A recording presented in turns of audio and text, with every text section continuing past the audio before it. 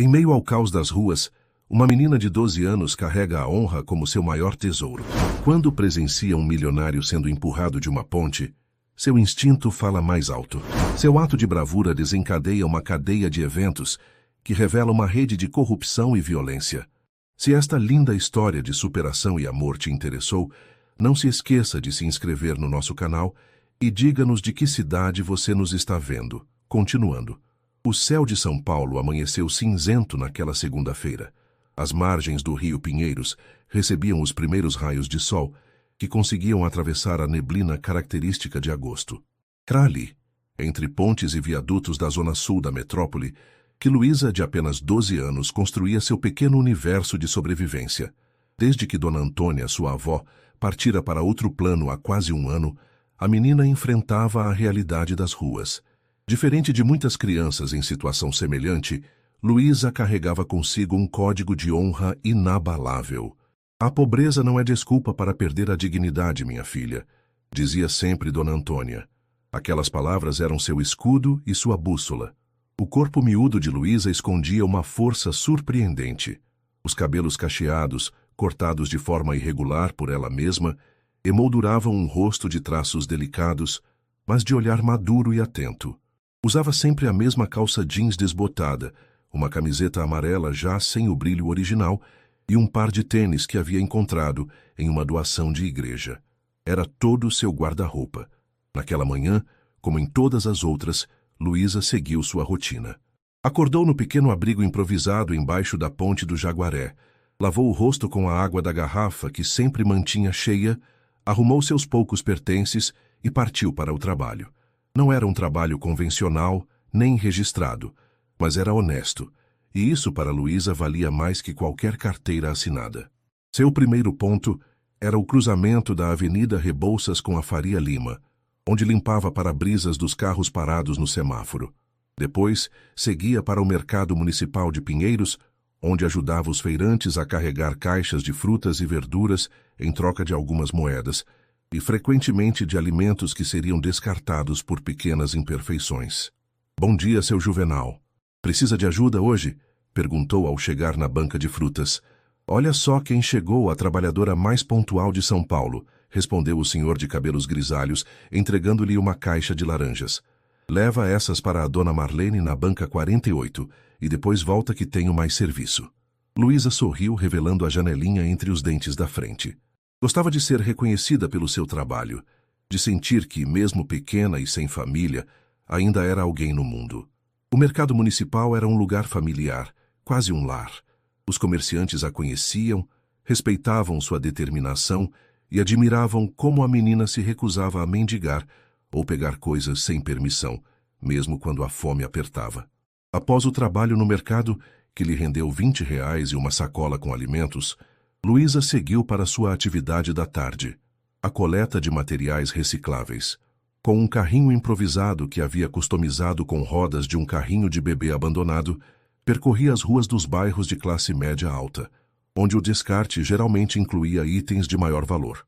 Papelão, garrafas PET, latinhas de alumínio, tudo era minuciosamente separado para obter o melhor valor na cooperativa de reciclagem. Foi durante essa rota que Luísa avistou uma figura familiar, Dona Zuleide, uma senhora que morava em um apartamento na rua Oscar Freire e sempre separava materiais recicláveis, especialmente para ela. Luizinha, que bom te ver, minha querida. Estava esperando você passar. A senhora de 70 anos entregou-lhe 2 sacolas organizadas. Separei umas revistas e garrafas e tenho um lanche para você também. Muito obrigada, Dona Zuleide. A senhora é um anjo, respondeu a menina, abrindo um sorriso genuíno, desses que iluminam até os dias mais nublados. Essas pequenas gentilezas eram como raios de sol na vida de Luísa. Lembravam-na de que, mesmo em uma cidade tão grande e muitas vezes indiferente como São Paulo, ainda existiam pessoas que se importavam. Ao entardecer, Luísa dirigiu-se à cooperativa de reciclagem Mãos que Transformam, no bairro da Lapa. Ali entregou o material coletado, recebendo em troca R$ 43, um bom dia de trabalho. A cooperativa, além de comprar os recicláveis, oferecia um espaço onde ela podia tomar banho uma vez por semana e, ocasionalmente, participar de aulas de reforço escolar. Porque sim, apesar de viver nas ruas, Luísa não havia abandonado os estudos. Frequentava a escola estadual Professor João Cruz Costa, no período noturno, graças a uma assistente social que a ajudara com a matrícula. Não era fácil conciliar a luta pela sobrevivência com os estudos, mas a menina sabia que a educação era sua única chance real de mudar de vida. Luísa, você já pensou em ficar no nosso abrigo? Perguntou Marisa, uma das coordenadoras da cooperativa, enquanto a menina contava as moedas recebidas. Sabemos que você prefere sua independência, mas o inverno está chegando e as noites estão cada vez mais frias. A menina balançou a cabeça negativamente.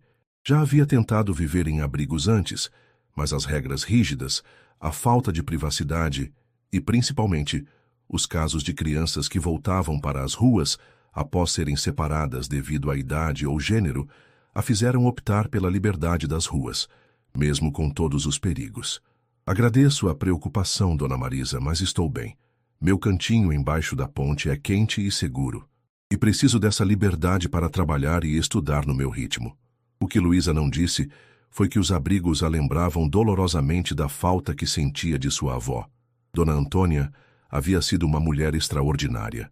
Lavadeira de profissão, criara a neta sozinha, após a mãe da menina ter partido para tentar a vida no exterior e nunca mais ter dado notícias. A avó ensinara a Luísa valores que valiam mais que qualquer herança material: honestidade, perseverança e a importância de manter a cabeça erguida, mesmo quando o mundo parecia desabar. Quando Dona Antônia adoeceu, foram tempos difíceis. O diagnóstico de uma doença incurável veio acompanhado da certeza de que Luísa logo estaria sozinha no mundo. Nos últimos meses de vida, a avó preparou a neta da melhor forma que pôde, ensinando-lhe desde técnicas de sobrevivência até valores morais profundos que deveriam guiar suas escolhas. Lembre-se sempre, minha filha, dizia Dona Antônia em seus últimos dias, riqueza e pobreza são condições passageiras. O caráter, esse sim, é permanente. Nunca perca o seu. Após deixar a cooperativa, Luísa dirigiu-se ao seu cantinho embaixo da ponte. Era um espaço pequeno, mas organizado com o cuidado de quem valoriza o pouco que tem. Uma lona grossa protegia da umidade, cobertores doados formavam uma cama improvisada e uma caixa de plástico guardava seus poucos pertences pessoais: um pente, um espelho quebrado, algumas roupas, 2 livros escolares e uma foto amarelada de Dona Antônia. Enquanto organizava os alimentos recebidos durante o dia, Luísa observava o rio Pinheiros. Conhecia aquelas águas como ninguém. Nadara ali desde pequena, nos raros momentos em que a poluição diminuía e os fiscais ambientais não estavam por perto. Sabia os pontos de correnteza forte, as áreas rasas, as partes mais limpas. O rio, apesar de sua má reputação entre os paulistanos, era para ela um velho amigo. Naquela noite, após uma refeição simples com as frutas e o sanduíche que ganhara, Luísa pegou um dos livros e, à luz de uma pequena lanterna movida a pilha recarregável, estudou para a prova de matemática do dia seguinte. Os números sempre foram seus companheiros fiéis, exatos, previsíveis, confiáveis. Diferente das pessoas que vinham e iam sem aviso. Antes de dormir, como fazia todas as noites, conversou mentalmente com sua avó, contando sobre seu dia, suas pequenas vitórias e desafios. Era seu ritual pessoal, uma forma de manter viva a presença da única pessoa que realmente a amara incondicionalmente. Vovó, hoje foi um bom dia, sussurrou para as estrelas que mal se viam através da poluição luminosa da cidade. Consegui R$ 63 no total. Amanhã vou comprar aquele caderno que te falei e ainda vai sobrar para guardar um pouco. O som dos carros na ponte acima era como uma canção de ninar urbana para a menina, que, exausta pelo trabalho do dia, logo adormeceu sem imaginar que o dia seguinte mudaria completamente o curso de sua vida. O dia amanheceu mais ensolarado que o anterior. Luísa acordou cedo, recolheu seu pequeno acampamento e escondeu seus pertences em um local seguro, como fazia todas as manhãs. Após um rápido café com o resto do pão do dia anterior, dirigiu-se ao seu ponto de trabalho matinal. Era terça-feira, dia de maior movimento no cruzamento da Rebouças. o que significava mais carros parados no semáforo e mais oportunidades de ganhar alguns trocados limpando para-brisas. A manhã transcorreu normalmente. Ao meio-dia, Luísa já havia conseguido R$ 17, um bom começo de dia. Usou parte do dinheiro para comprar um pastel e um suco na barraca do seu Juvenal, no Largo da Batata, e guardou o restante no pequeno porta-moedas que carregava preso à cintura, por dentro da camiseta, para evitar furtos. A tarde estava especialmente quente para agosto, e Luísa decidiu mudar sua rota habitual. Em vez de seguir para o mercado municipal, dirigiu-se para a região da Ponte Eusébio Matoso, onde o rio Pinheiros faz uma curva e forma uma área um pouco mais tranquila. Ali, além de coletar materiais recicláveis nos condomínios de luxo da Redondeza, poderia refrescar-se próximo às margens do rio, sem chamar muita atenção. Ao chegar perto da ponte, notou uma movimentação incomum. Carros de luxo estavam estacionados em uma área geralmente vazia, e homens de terno conversavam de forma acalorada. Luísa, por instinto de sobrevivência nas ruas, manteve-se distante, escondida atrás de um grupo de árvores que cresciam às margens do rio. Seus olhos atentos observavam a cena com curiosidade e cautela. Entre os homens, um se destacava pela postura elegante e pelo terno impecavelmente cortado. Devia ter cerca de 40 anos, cabelos grisalhos nas têmporas e uma expressão que misturava autoridade e preocupação. Os outros dois homens pareciam agitados, gesticulando e apontando para documentos que seguravam. A discussão, embora Luísa não conseguisse ouvir as palavras exatas, parecia ficar cada vez mais tensa. Isso não é da minha conta, pensou a menina, preparando-se para seguir seu caminho. Mas algo a mantinha ali, observando. Talvez fosse o instinto que desenvolvera nas ruas, aquela sensação de que algo estava errado e poderia piorar rapidamente. E de fato, em questão de segundos, a situação escalou. Os dois homens cercaram o de terno elegante, empurrando-o para mais perto da borda da ponte. Luísa prendeu a respiração ao ver o homem elegante tentar recuar, mas ser impedido pelo mais alto dos agressores. Palavras foram trocadas, agora mais altas, permitindo que ela captasse fragmentos. Documentos falsos. Você vai pagar por isso. Última chance de cooperar.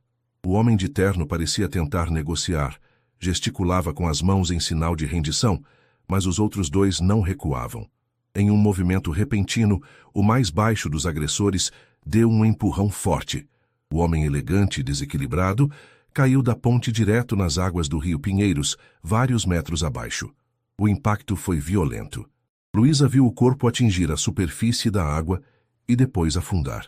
Os dois agressores olharam para baixo por alguns instantes, depois correram para seus carros e partiram em alta velocidade, deixando apenas uma nuvem de poeira para trás.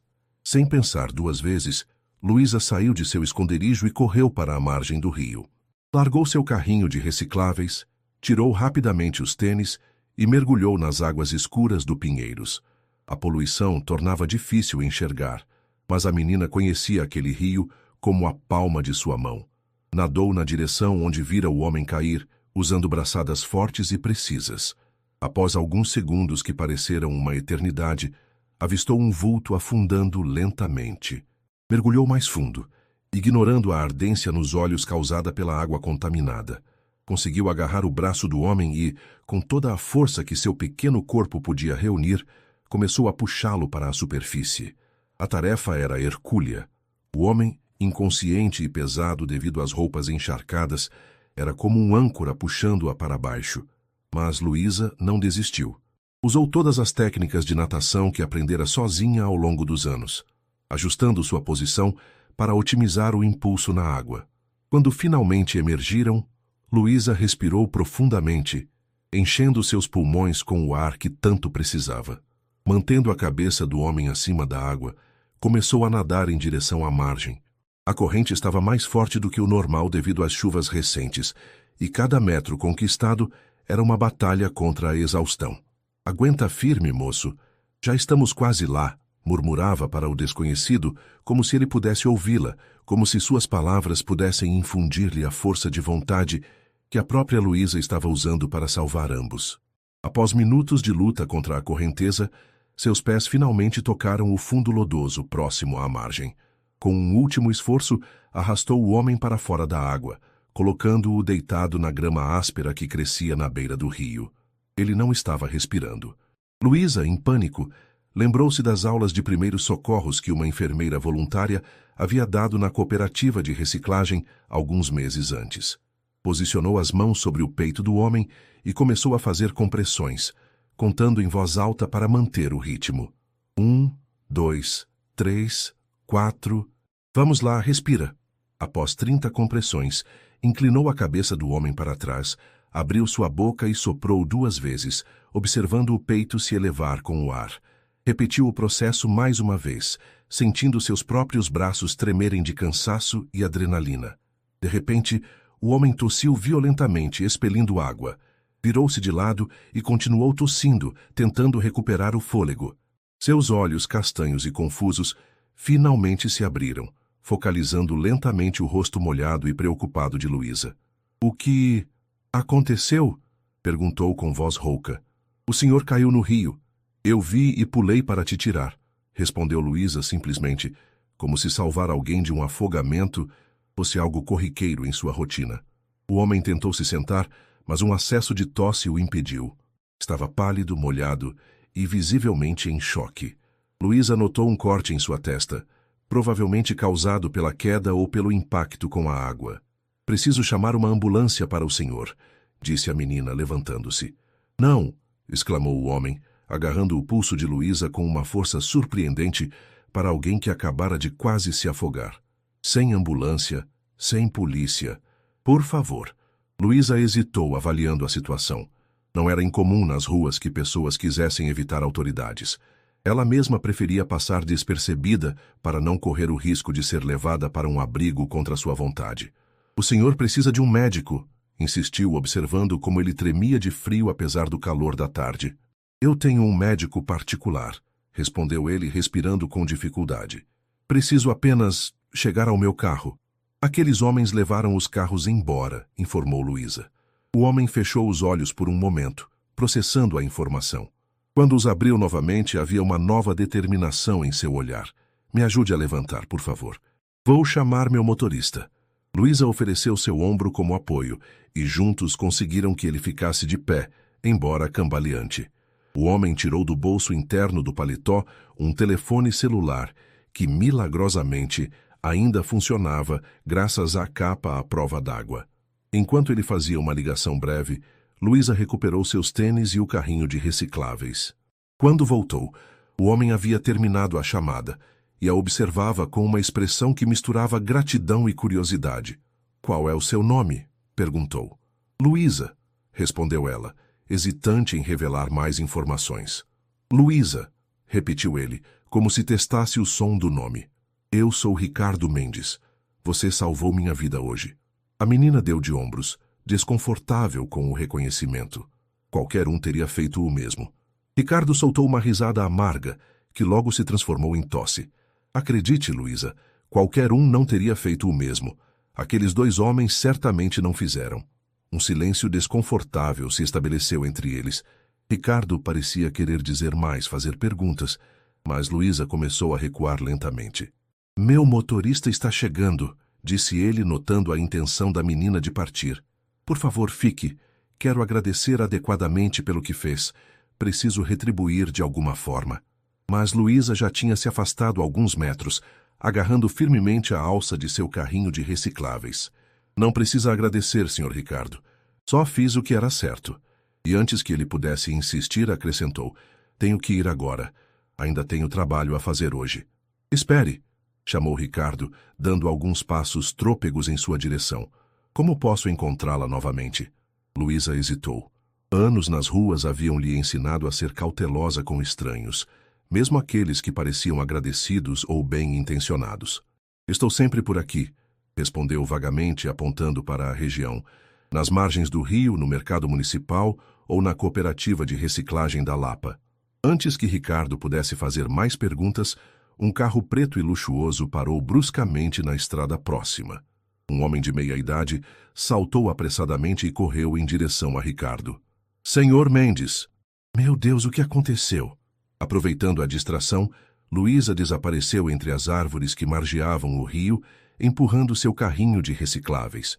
Enquanto se afastava, podia ouvir a voz de Ricardo chamando seu nome, mas não olhou para trás. Naquela noite, de volta ao seu abrigo improvisado sob a ponte, Luísa não conseguia parar de pensar no homem que salvara. Quem era Ricardo Mendes? Por que aqueles homens o haviam atacado? E por que ele estava tão determinado a encontrá-la novamente? Enrolada em seus cobertores, observando as luzes da cidade refletirem nas águas escuras do rio, a menina sentia que algo havia mudado. Não apenas na vida daquele homem que quase se afogara, mas também na sua própria. Como se o rio, ao conectar suas vidas por alguns minutos, tivesse alterado o curso de ambas para sempre.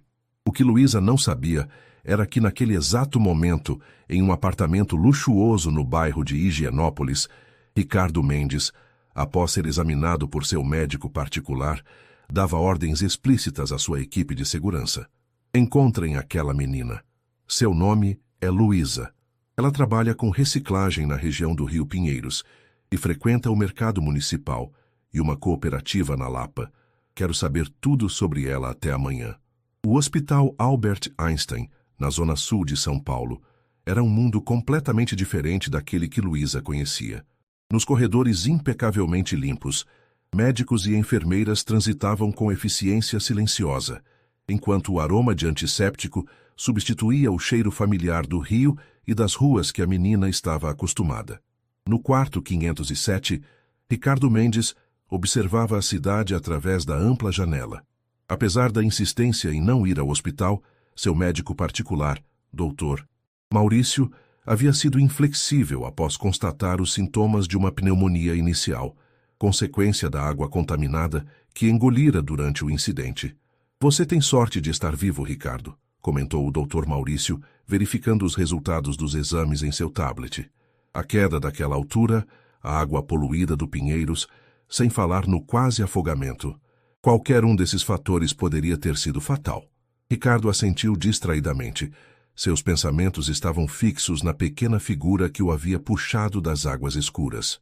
Uma criança de rua, sozinha no mundo, arriscando a própria vida para salvar-a de um completo desconhecido. Alguma notícia sobre a menina? Perguntou pela terceira vez naquela manhã. Dr. Maurício suspirou. Sua equipe ainda está procurando, mas você sabe como é difícil rastrear alguém nas condições que você descreveu. São Paulo tem milhares de pessoas em situação de rua, e muitas delas são menores de idade. A porta do quarto se abriu, interrompendo a conversa. Clara, a assistente pessoal de Ricardo há mais de uma década, entrou com sua habitual eficiência. Alta, de cabelos perfeitamente arrumados em um coque e óculos de armação fina, Clara era conhecida por sua discrição e competência. Bom dia, Sr. Mendes. Como está se sentindo hoje? Perguntou, colocando uma pasta sobre a mesa ao lado da cama. Impaciente, respondeu Ricardo sinceramente. Alguma notícia sobre Luísa? Na verdade, sim, respondeu Clara, abrindo a pasta. Marcos conseguiu algumas informações preliminares. A menina é conhecida na região do Ceasa e na cooperativa de reciclagem Mãos que Transformam, na Lapa. Tem aproximadamente 12 anos. Vive sozinha desde o falecimento da avó, há cerca de 1 ano. Frequenta a escola estadual Professor João Cruz Costa no período noturno. E, pelo que pudemos apurar, é uma aluna aplicada, apesar das circunstâncias. Ricardo absorveu as informações com uma mistura de alívio e preocupação. E onde ela mora? Esse é o problema, respondeu Clara, ajustando os óculos. Ela não tem residência fixa. Segundo informações dos comerciantes locais, ela monta um pequeno abrigo sob diferentes pontes da região, mudando de lugar regularmente por questões de segurança. Um silêncio pesado pairou no quarto. Ricardo fechou os olhos por um momento, sentindo uma onda de emoções contraditórias. Culpa, por estar em um quarto de hospital de luxo enquanto a menina que salvara sua vida dormia embaixo de pontes. Admiração pela força e determinação daquela criança, e uma estranha sensação de propósito que não sentia há anos. Quero encontrá-la, hoje, declarou finalmente, sentando-se na cama e desconectando o oxímetro de seu dedo. Ricardo, você não pode sair daqui ainda, protestou o Dr. Maurício. Os antibióticos precisam fazer efeito. E precisamos monitorar seus pulmões por pelo menos mais 24 horas. Maurício, conheço você desde a faculdade, respondeu Ricardo com um sorriso determinado. Sabe que posso ser tão teimoso quanto você. Vou encontrar essa menina hoje com ou sem sua aprovação médica. Prefiro que seja com. O médico conhecia aquele olhar. Era o mesmo que vira quando Ricardo, ainda estudante de administração, declarou que transformaria a pequena empresa de seu pai em um império. E o fizera. Pelo menos leve um enfermeiro com você, concedeu o médico derrotado. E prometa voltar antes do anoitecer para mais uma rodada de antibióticos. Ricardo concordou, já pegando o celular para fazer ligações. Clara, sempre eficiente, já havia se adiantado. O carro estará pronto em 15 minutos. Já solicitei a alta provisória e pedi a Marcos que intensifique as buscas na região da cooperativa. Enquanto isso, do outro lado da cidade, Luísa seguia sua rotina habitual. A experiência do dia anterior parecia quase um sonho distante, não fosse pelos arranhões em seus braços e pela ligeira irritação nos olhos causada pela água poluída do rio. Naquela manhã, ela havia conseguido apenas R$ 8 no semáforo, menos que o habitual. Talvez fosse o cansaço após o resgate, ou talvez apenas um dia ruim de trabalho. Agora, sentada em um banco na praça em frente ao mercado municipal, comia um pão com mortadela, que Dona Marlene lhe dera, enquanto planejava o restante de seu dia. Preciso ir à escola hoje, pensou, calculando mentalmente quanto tempo teria para coletar materiais recicláveis antes do início das aulas às 19 horas. E talvez passar na cooperativa para tomar um banho. Seus pensamentos foram interrompidos pela aproximação de um homem alto e de aparência séria, vestindo terno e óculos escuros. — Você é Luísa? Perguntou ele, mantendo uma distância respeitosa. A menina imediatamente ficou em alerta. Anos nas ruas haviam desenvolvido seu instinto de autopreservação. Levantou-se, pronta para correr se necessário. — Quem quer saber? Respondeu defensivamente. — Meu nome é Marcos, trabalho para o Sr. Ricardo Mendes, explicou o homem, tirando os óculos escuros em um gesto que pretendia parecer menos intimidador. Ele gostaria muito de falar com você. Ao ouvir o nome de Ricardo, Luísa hesitou. Parte dela queria saber como ele estava após o incidente no rio, mas outra parte, mais cautelosa, alertava sobre os perigos de confiar em estranhos. — Ele está bem? Perguntou finalmente. — Graças a você, sim, respondeu Marcos com um leve sorriso. Está no hospital, mas já se recuperando. Ficaria muito feliz se pudesse vê-la. Luísa balançou a cabeça negativamente. Não gosto de hospitais. Diga a ele que fico feliz que esteja bem. Marcos parecia preparado para essa resposta. Na verdade, ele está a caminho daqui. Pediu que eu a encontrasse primeiro, para ter certeza de que você estaria disposta a conversar com ele.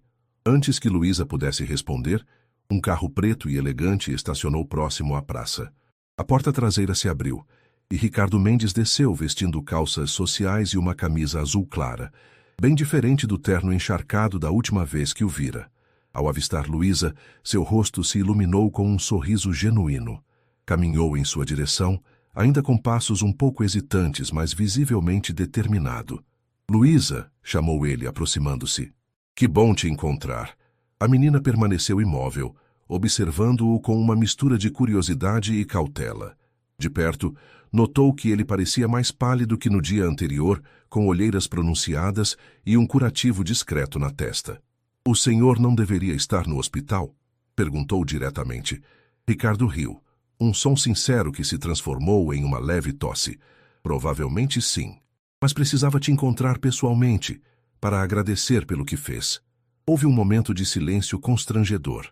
Eram dois mundos completamente diferentes, se encontrando em uma praça de São Paulo. O empresário bem-sucedido, acostumado a ambientes corporativos e luxuosos, e a menina de rua, cuja vida era uma constante luta pela sobrevivência. — Não precisa me agradecer, disse finalmente Luísa, desviando o olhar. Qualquer pessoa teria feito o mesmo. Nós dois sabemos que isso não é verdade, respondeu Ricardo, sua voz se tornando mais séria. Você arriscou sua vida por um completo estranho. Isso é extraordinário. Luísa deu de ombros, desconfortável com o elogio. Ricardo percebeu seu desconforto e mudou de abordagem. Você se importaria se conversássemos um pouco? Prometo não tomar muito do seu tempo. A curiosidade venceu a cautela e Luísa assentiu. Ricardo sugeriu que se sentassem em um café próximo, mas a menina preferiu ficar na praça, em terreno familiar e público. Sentaram-se em um banco, mantendo uma distância respeitosa. Clara me contou um pouco sobre você, começou Ricardo. Soube que você estuda à noite e trabalha durante o dia. Isso é muito admirável. É o que preciso fazer, respondeu Luísa simplesmente. Então, decidindo que era sua vez de fazer perguntas, acrescentou: por que aqueles homens empurraram o senhor da ponte? A pergunta direta pegou Ricardo de surpresa. Ele hesitou, considerando como responder a uma criança sobre um assunto tão complexo. É uma história complicada, disse finalmente. Digamos que descobri algumas irregularidades na minha empresa. Documentos falsificados, contratos alterados. Confrontei as pessoas responsáveis e elas não ficaram felizes com isso. Luísa absorveu a informação com uma seriedade que não combinava com sua idade. Então eles quiseram se livrar do senhor. Não era uma pergunta, mas uma constatação. Ricardo assentiu, impressionado com a perspicácia da menina. E agora? Eles vão tentar de novo? Perguntou Luísa. A pergunta pairou no ar como uma nuvem pesada. Ricardo havia evitado pensar nisso diretamente, mas sabia que a menina estava certa. Tadeu Almeida e Carlos Ferreira, os dois executivos que haviam tentado silenciá-lo, não desistiriam facilmente. Provavelmente, admitiu. Mas agora estou preparado. Tenho segurança e estou reunindo provas para entregá-los à justiça. O que Ricardo não disse foi que sua preocupação agora se estendia à menina à sua frente. Se Tadeu e Carlos descobrissem que havia uma testemunha de sua tentativa de eliminá-lo, Luísa poderia estar em perigo. Como se lesse seus pensamentos, a menina comentou. Eles me viram, no rio, quando eu estava te puxando para a margem. Ricardo sentiu um calafrio que nada tinha a ver com sua condição médica. Tem certeza? Luísa assentiu. O carro voltou quando estávamos na margem. Eles pararam por um momento, olharam e depois foram embora rápido quando viram que o senhor estava vivo. A informação era alarmante. Ricardo trocou um olhar preocupado com Marcos, que permanecia a uma distância discreta, mas atento à conversa. Luísa, isso significa que você também pode estar em perigo, disse Ricardo, a preocupação evidente em sua voz. Essas pessoas são perigosas e não têm escrúpulos. A menina deu de ombros novamente, com uma indiferença que só poderia vir de quem já enfrentava perigos diariamente. Sei me cuidar. As ruas também são perigosas. Não dessa forma, insistiu Ricardo. Estamos falando de pessoas com recursos, influência e motivação para fazer mal. Preciso garantir sua segurança. Como? Perguntou Luísa, agora verdadeiramente curiosa. Tenho uma propriedade segura nos arredores da cidade, explicou Ricardo. Poderia levá-la para lá até que tudo isso seja resolvido. Teria comida, um quarto confortável, segurança. Antes mesmo que ele terminasse, Luísa já balançava a cabeça negativamente. Não vou abandonar minha vida, declarou com firmeza surpreendente. Tenho escola, tenho trabalho, tenho responsabilidades. Mas sua segurança... Posso ajudar, interrompeu Luísa, seus olhos brilhando com uma determinação que surpreendeu Ricardo. Conheço as ruas, conheço pessoas, sei ouvir sem ser notada. Posso descobrir coisas que seus seguranças de terno não conseguiriam. Ricardo ficou momentaneamente sem palavras. Estava oferecendo proteção, um refúgio seguro, e a menina, em vez de aceitá-lo, estava oferecendo ajuda. Era desconcertante e, ao mesmo tempo, profundamente impressionante. É muito perigoso, argumentou finalmente. Mais perigoso que pular em um rio poluído para salvar alguém? Rebateu Luísa com um pequeno sorriso. O comentário arrancou uma risada genuína de Ricardo. Você tem um ponto. Ele fez uma pausa, considerando seriamente a proposta. Mas precisamos estabelecer algumas regras de segurança. E você precisará de um celular para podermos nos comunicar. Nunca tive um celular, confessou Luísa, uma rara demonstração de sua idade real em meio à maturidade precoce. Bem, agora terá, decidiu Ricardo, fazendo um gesto para Marcos, que imediatamente se aproximou. Marcos vai providenciar um aparelho para você hoje mesmo, com nossos números programados. E estabeleceremos pontos de encontro seguros para trocarmos informações. Os olhos de Luísa se arregalaram levemente. A perspectiva de ter um celular próprio era mais emocionante do que ela gostaria de admitir. Mas havia uma hesitação em seu olhar que Ricardo percebeu imediatamente. O que foi? Perguntou. Por que está fazendo isso? Perguntou Luísa diretamente. Dar celular se preocupar comigo. O senhor nem me conhece. A pergunta pegou Ricardo de surpresa não por sua franqueza, mas porque ele mesmo não tinha uma resposta clara. Por que estava tão determinado a proteger esta menina? Era apenas gratidão por ela ter salvado sua vida? Ou havia algo mais profundo, um senso de conexão que não conseguia explicar racionalmente? Você salvou minha vida, Luísa, respondeu finalmente. Mas não é só isso. Quando olho para você, vejo alguém especial, alguém com uma força e uma integridade que muitos adultos que conheço não têm. E talvez eu precise tanto da sua ajuda quanto você da minha. A sinceridade da resposta pareceu satisfazer Luísa. Ela estendeu a mão em um gesto surpreendentemente formal para uma criança. Parceiros, então, propôs. Ricardo sorriu apertando a pequena mão com gentileza e respeito. Parceiros. Naquele momento, sob o sol da tarde paulistana, uma aliança improvável foi selada. Um empresário milionário e uma menina de rua, unidos não apenas pela circunstância dramática de um resgate, mas por um senso compartilhado de justiça e determinação. A Avenida Paulista brilhava sob as luzes dos edifícios corporativos, quando Ricardo entrou em seu escritório na Mendes Incorporações. Apesar dos protestos do Dr. Maurício, ele havia decidido retornar ao trabalho apenas 3 dias após o incidente no Rio. Havia muito em jogo, e tempo era um luxo que não podia se dar. O 40º andar oferecia uma vista privilegiada da cidade que se estendia até onde a vista alcançava. São Paulo, com suas contradições, sua riqueza e pobreza, coexistindo lado a lado, parecia diferente aos olhos de Ricardo desde seu encontro com Luísa. Era como se a menina tivesse removido um filtro que suavizava as arestas da realidade. Os documentos que solicitou, senhor. Mendes, disse Clara entrando na sala com uma pasta. E o delegado Oliveira confirmou que pode recebê-lo amanhã às 10 horas. Obrigado, Clara, respondeu Ricardo pegando a pasta. Algum sinal do Tadeu ou do Carlos hoje? O senhor Almeida ligou 3 vezes alegando urgência. O senhor Ferreira enviou um e-mail solicitando uma reunião privada para esclarecer mal-entendidos. Ricardo soltou uma risada seca. Mal-entendidos. É assim que estão chamando a tentativa de me afogar no Pinheiros? Clara manteve sua expressão profissional, mas seus olhos revelavam preocupação. Tem certeza de que não quer acionar a polícia imediatamente, senhor? Temos testemunhas. Temos uma testemunha, Clara. Uma menina de 12 anos em situação de rua, corrigiu Ricardo, contra 2 executivos respeitados com os melhores advogados que o dinheiro pode comprar. Precisamos de mais. Precisamos pegar todo o esquema, não apenas os 2. Enquanto falava, seu celular vibrou. Era uma mensagem de um número que havia programado pessoalmente 3 dias antes. Achei algo importante. Ponto de encontro 2, 18h30L. Um leve sorriso surgiu nos lábios de Ricardo. Luísa estava cumprindo sua parte do acordo. Nos últimos dias, a menina havia se movido pelas ruas de São Paulo com a agilidade e discrição de quem conhecia cada beco e esquina. Seus ouvidos atentos e sua aparência inofensiva permitiam que captasse conversas e informações que passariam despercebidas por qualquer investigador profissional. Preciso sair às 18 horas hoje, informou a Clara. Reagende qualquer compromisso após esse horário. Enquanto isso, do outro lado da cidade, Luísa se movia com cautela pelos corredores do terminal rodoviário do Tietê.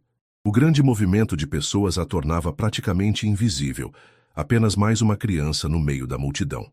Vestindo uma camiseta limpa e uma calça jeans nova, presentes de Ricardo, ela poderia facilmente passar por uma estudante esperando seus pais. O celular em seu bolso era uma sensação nova e estranha.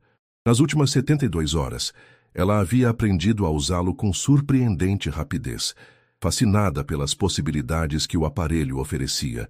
Ricardo havia instalado aplicativos educativos e carregado o aparelho com créditos, mas deixara claro que sua principal função era a segurança da menina. Sentada em um banco estrategicamente posicionado próximo a uma lanchonete, Luísa observava 2 mulheres conversando em voz baixa. Não era por acaso que estava ali. Durante sua coleta de recicláveis no dia anterior, Havia escutado um fragmento de conversa entre um motorista e um funcionário da Mendes Incorporações sobre uma entrega especial no terminal. A mercadoria chega hoje à noite, cais 37, dizia uma das mulheres, uma loira de aproximadamente 40 anos, vestida formalmente. Ferreira quer tudo catalogado e distribuído antes do amanhecer. E o problema com o Mendes? Perguntou a outra, mais jovem e visivelmente nervosa. Ouvi dizer que ele sobreviveu e está fazendo perguntas. A loira fez um gesto de descaso. Tadeu garante que está tudo sob controle. O acidente do Mendes serviu de exemplo para qualquer um que pense em fuçar onde não deve. Luísa sentiu um arrepio ao ouvir aquelas palavras. Não era apenas uma questão de documentos falsificados, como Ricardo havia sugerido inicialmente. O esquema parecia muito maior e mais perigoso. Quando as mulheres se levantaram para sair, Luísa esperou alguns segundos antes de segui-las discretamente. Elas se dirigiram a uma área de estacionamento restrito, onde um homem alto e de cabelos grisalhos as aguardava ao lado de uma van branca sem identificação. "Está tudo pronto para hoje à noite?" perguntou ele. "Sim, Sr. Almeida", respondeu a loira. Os funcionários do cais foram instruídos a não fazer perguntas, e a documentação alternativa já está preparada. Luísa prendeu a respiração. Tadeu Almeida, um dos homens que havia empurrado Ricardo da ponte. Instintivamente, ela se escondeu atrás de um pilar, seu coração batendo acelerado. Tirou o celular do bolso e, usando a câmera, conseguiu fotografar discretamente o trio, conversando ao lado da van. Quando eles finalmente entraram no veículo e partiram, Luísa soltou o ar que nem percebera estar segurando. Tinha informações valiosas agora, e precisava compartilhá-las com Ricardo o quanto antes. Às 18h30 em ponto, Luísa chegou ao ponto de encontro 2, uma pequena livraria no bairro da Liberdade, escolhida por Ricardo por seu ambiente tranquilo e discreto. O lugar tinha mesas isoladas, onde poderiam conversar sem serem ouvidos, e múltiplas saídas em caso de emergência. Ricardo já a aguardava, fingindo interesse em um livro de história brasileira. Ao vê-la entrar, fez um leve aceno e Luísa caminhou casualmente até sua mesa. "Oi", cumprimentou ela, sentando-se à sua frente. "Oi, Luísa", respondeu Ricardo, fechando o livro. "Tudo bem com você?" A menina assentiu, olhando rapidamente ao redor para garantir que ninguém prestava atenção neles. Então, inclinou-se para a frente e falou em voz baixa. "Encontrei Tadeu Almeida hoje, no terminal rodoviário. Ele estava falando sobre uma mercadoria que chega hoje à noite no cais 37 e mencionou você. Disse que seu acidente serviu de exemplo para quem pensa em fuçar onde não deve." Ricardo empalideceu ligeiramente, mas manteve a compostura. "Tem certeza que era ele?" Em resposta, Luísa tirou o celular do bolso e mostrou as fotos que havia tirado. "Tenho certeza. E aquela mulher loira o chamou de Sr. Almeida." "Isso é impressionante, Luísa", elogiou Ricardo, examinando as imagens. "Você conseguiu mais informação em 3 dias do que minha equipe de segurança em semanas." A menina deu de ombros, mas não conseguiu esconder completamente o orgulho em seus olhos. As pessoas não prestam atenção em crianças. Acham que não entendemos o que está acontecendo. Ricardo assentiu, pensativo. O cais 37 fica na região portuária de Santos. Está a cerca de 1 hora daqui, dependendo do trânsito. Ele fez uma pausa, considerando as implicações. "O que quer que estejam transportando deve ser algo valioso o suficiente para justificar a tentativa de me eliminar." "O que vamos fazer?" perguntou Luísa, usando inconscientemente o plural, como se já fossem uma equipe estabelecida. Ricardo notou a escolha de palavras e sorriu levemente. "Nós não vamos fazer nada perigoso. Vou contatar o delegado Oliveira com essas informações. Ele é um dos poucos policiais em que confio plenamente." Luísa fez uma careta de desapontamento. "Pensei que éramos parceiros." "E somos", garantiu Ricardo. "Mas minha prioridade é sua segurança. Já fez mais do que o suficiente conseguindo essas informações." A menina cruzou os braços, claramente insatisfeita com a resposta. "Eles me viram no Rio, lembra? Já estou envolvida, quer você queira ou não." Ricardo suspirou, reconhecendo a verdade nas palavras dela. "Tudo bem, mas vamos fazer isso da maneira certa, com cautela e planejamento. Nada de heroísmos desnecessários." Satisfeita por não ser excluída, Luísa relaxou visivelmente. "E qual é o plano?" Primeiro, precisamos entender exatamente o que está sendo transportado nessa entrega, explicou Ricardo. Minha empresa tem operações legítimas no Porto de Santos, o que me dá acesso a certas informações. Vou verificar se há algum registro oficial de recebimento no Cais 37 para hoje à noite. E se não houver? Perguntou Luísa. Então teremos ainda mais certeza de que se trata de algo ilegal, respondeu Ricardo. Nesse caso, informarei o delegado Oliveira para que ele possa montar uma operação discreta. Enquanto conversavam, o celular de Ricardo vibrou com uma mensagem. Era de Clara. Urgente. Tadeu e Carlos apareceram no escritório exigindo falar com você. Estão ameaçando ir à imprensa com acusações de fraude se você não comparecer a uma reunião amanhã. Ricardo mostrou a mensagem a Luísa, cuja expressão se tornou séria. É uma armadilha, declarou ela com a certeza de quem conhecia bem a maldade humana. Eles querem te atrair para algum lugar onde possam terminar o que começaram no Rio. Provavelmente, concordou Ricardo. Mas também pode ser uma oportunidade. Se eu puder gravar uma conversa com eles, podemos conseguir provas concretas de suas ameaças. É arriscado demais, protestou Luísa, surpreendendo a si mesma com a intensidade de sua preocupação. Quando havia começado a se importar tanto com aquele homem que conhecera há apenas alguns dias, Ricardo sorriu, tocado pela genuína preocupação da menina. Não se preocupe, não irei sozinho e tomaremos todas as precauções necessárias. Ele fez uma pausa como se considerasse algo importante e então continuou. Luísa, há algo que preciso te contar. Algo que explica por que Tadeu e Carlos estão tão desesperados para me silenciar. A menina se inclinou para a frente, toda sua atenção focada em Ricardo. Há cerca de um mês, descobri discrepâncias nos relatórios financeiros da empresa, começou ele. Grandes quantias de dinheiro sendo movimentadas para empresas fantasma no exterior. No início pensei que pudesse ser um erro contábil, mas quanto mais eu investigava, mais suspeito tudo parecia. Quando confrontei Tadeu, que é nosso diretor financeiro, ele alegou que eram investimentos estratégicos e pediu que eu confiasse nele, mas algo não parecia certo. Contratei discretamente uma auditoria externa, que confirmou minhas suspeitas. Milhões de reais estavam sendo desviados da empresa. O que você fez? Perguntou Luísa, absorvida pela história. Continuei investigando, agora com mais cautela. Descobri que Tadeu e Carlos haviam montado uma operação paralela, usando a infraestrutura e os contatos da Mendes Incorporações.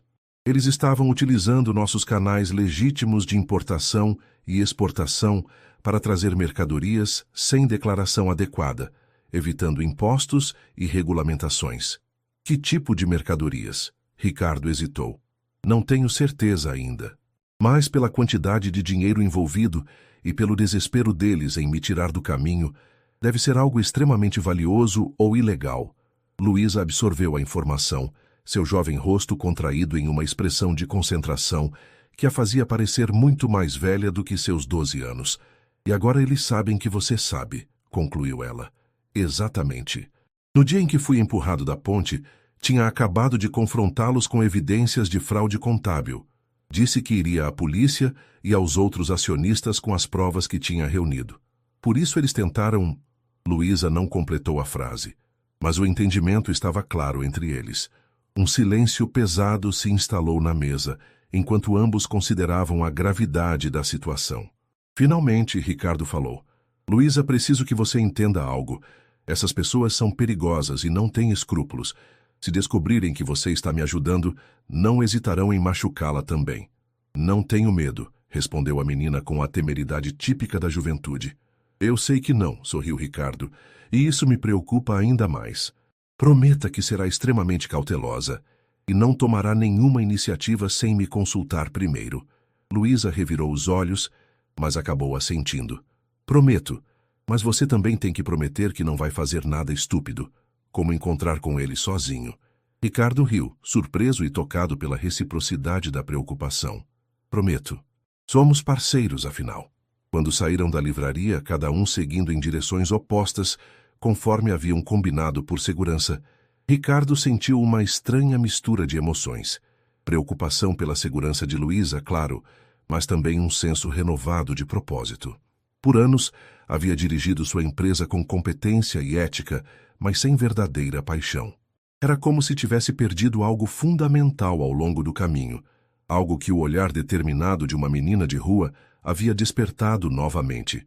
O que Ricardo não sabia era que, enquanto ele se dirigia ao seu carro luxuoso, Luísa não havia ido para seu abrigo sob a ponte como prometera.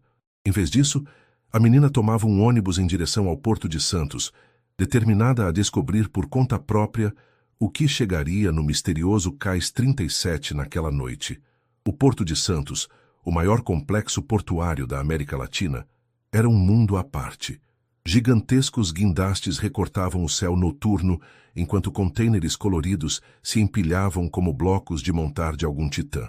Para Luísa, acostumada às margens do Pinheiros, aquela imensidão de água salgada e navios enormes era quase intimidadora. Descer do ônibus no terminal rodoviário de Santos havia sido apenas o primeiro desafio. Agora, a menina caminhava pelas bordas do complexo portuário, mantendo-se nas sombras e observando atentamente os números dos cais. Seu pequeno corpo lhe dava vantagem. Era fácil passar despercebida entre equipamentos e contêineres. Cais 31, 33, 35, murmurava para si mesma, orientando-se pelas placas. O celular no bolso estava desligado, uma precaução que havia tomado para evitar ser rastreada. Sabia que Ricardo ficaria furioso ao descobrir que ela havia desobedecido suas instruções, mas algo dentro dela insistia que precisava ver com os próprios olhos o que estava acontecendo. Ao se aproximar do Cais 37, notou um movimento incomum. Diferente das outras áreas bem iluminadas do porto, esta seção operava com iluminação reduzida.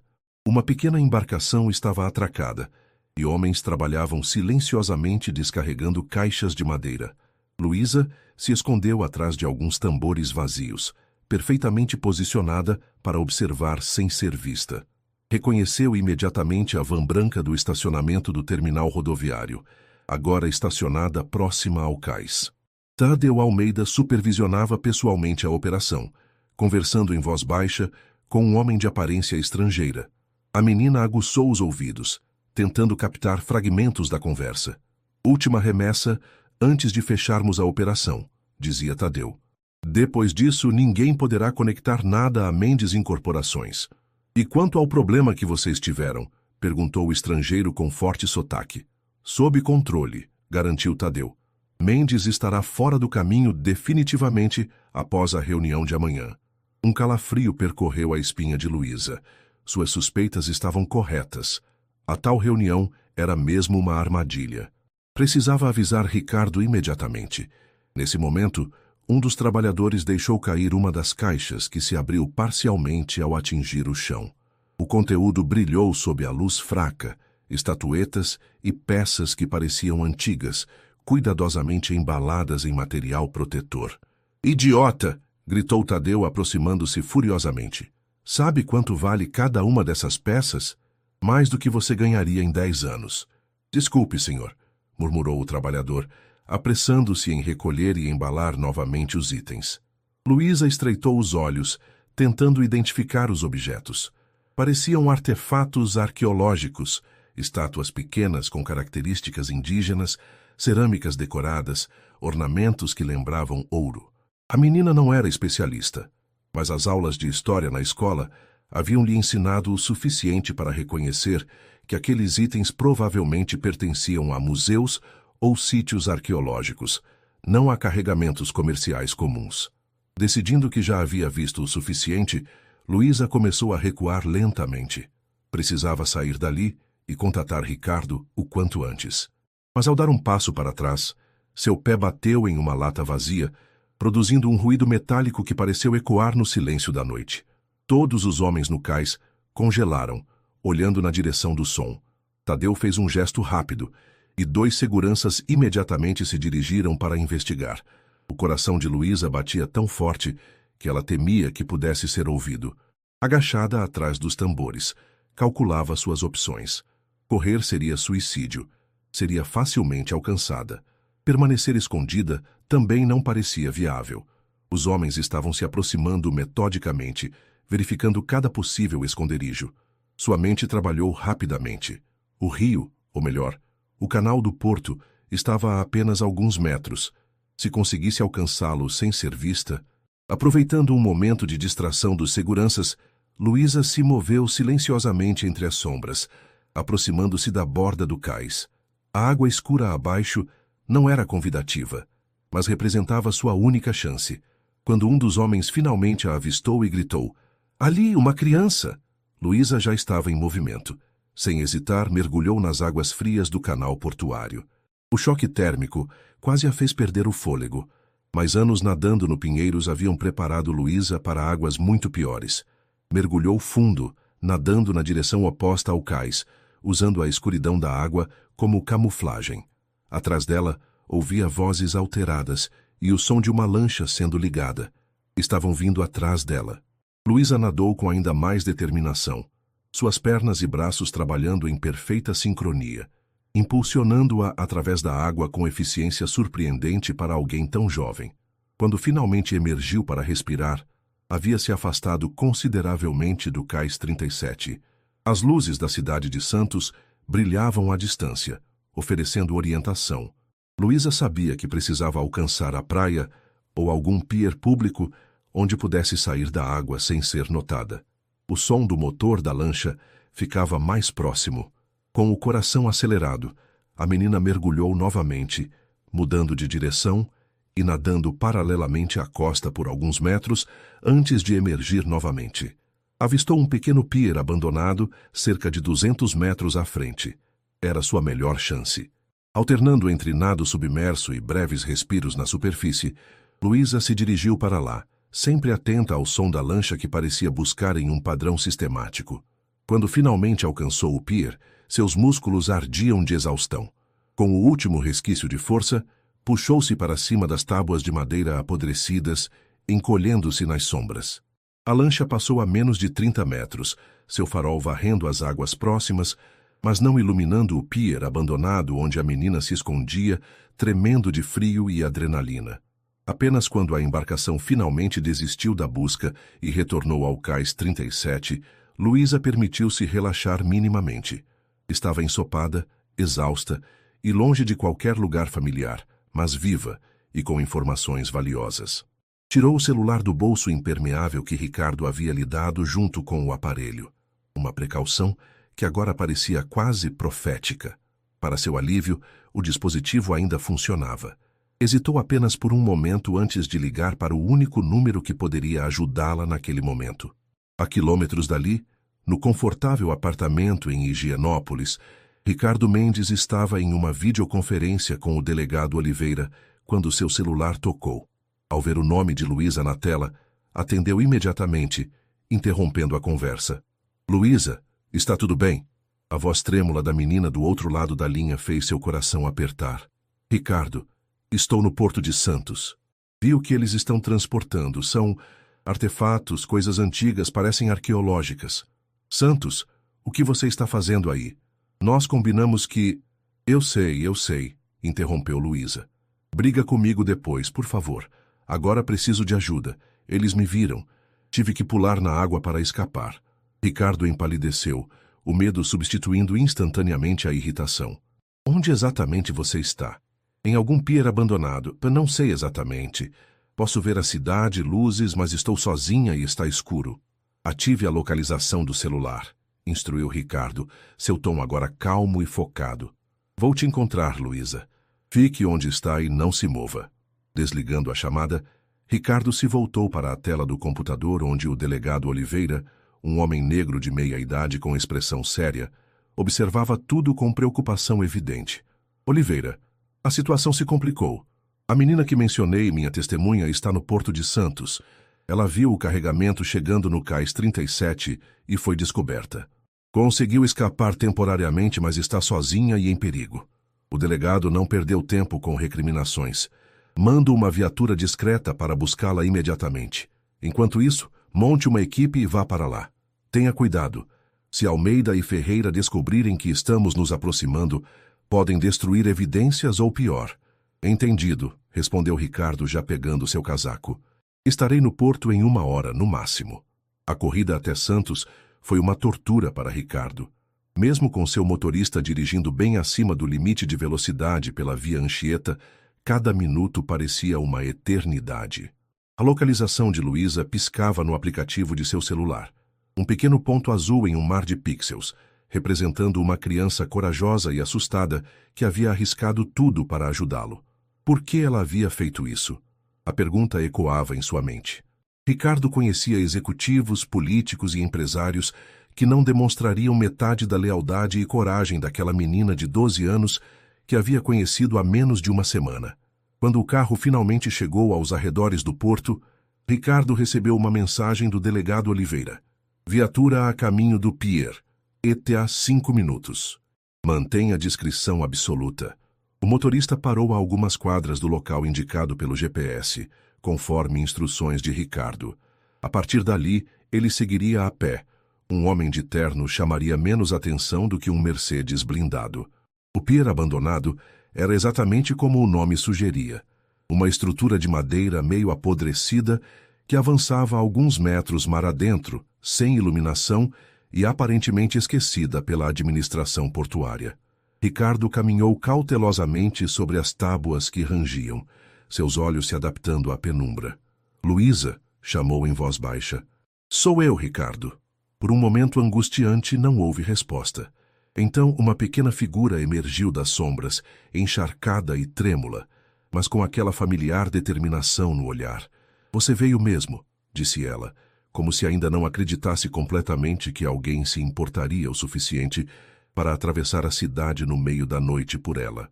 Ricardo se ajoelhou para ficar no mesmo nível da menina, resistindo ao impulso de abraçá-la. Não sabia se ela se sentiria confortável com tal gesto. Claro que vim. Somos parceiros, lembra? Um pequeno sorriso surgiu no rosto de Luísa, logo substituído por uma expressão séria. Eles estão planejando algo para a reunião de amanhã. Ouvi Tadeu dizer que você estará fora do caminho definitivamente depois dela. Ricardo assentiu gravemente. Suspeitávamos disso, mas agora, graças a você, temos evidências concretas do que eles estão transportando. São coisas antigas, tipo de museu. Ouvi Tadeu dizer que valem muito dinheiro. Contrabando de artefatos arqueológicos, confirmou Ricardo. É um mercado negro internacional que movimenta bilhões. Objetos históricos são roubados de museus ou escavações ilegais e vendidos a colecionadores particulares sem escrúpulos. O som de pneus sobre asfalto interrompeu a conversa. Uma viatura policial não identificada estacionou discretamente nas proximidades e 2 policiais à paisana se aproximaram. Senhor Mendes, delegado Oliveira nos enviou, disse um deles mostrando brevemente o distintivo. Esta é a testemunha. Ricardo se colocou instintivamente entre os policiais e Luísa, ainda cauteloso. Como posso ter certeza de que realmente foram enviados pelo Oliveira? O policial mais velho sorriu levemente, apreciando a precaução. Ele disse que você perguntaria isso. Mandou dizer que o caso dos falsificadores de Ribeirão Preto ainda está em aberto. Era a senha que haviam combinado anteriormente. Ricardo relaxou visivelmente e se afastou para que pudessem ver Luísa. Esta é Luísa. Ela testemunhou a chegada de artefatos contrabandeados no Cais 37 e quase foi capturada. Os policiais se apresentaram como Sargento Torres e Tenente Nascimento. Sua abordagem com Luísa foi gentil e profissional. Claramente, o delegado Oliveira os havia instruído sobre a situação delicada. Precisamos levar vocês 2 para um local seguro, explicou Torres.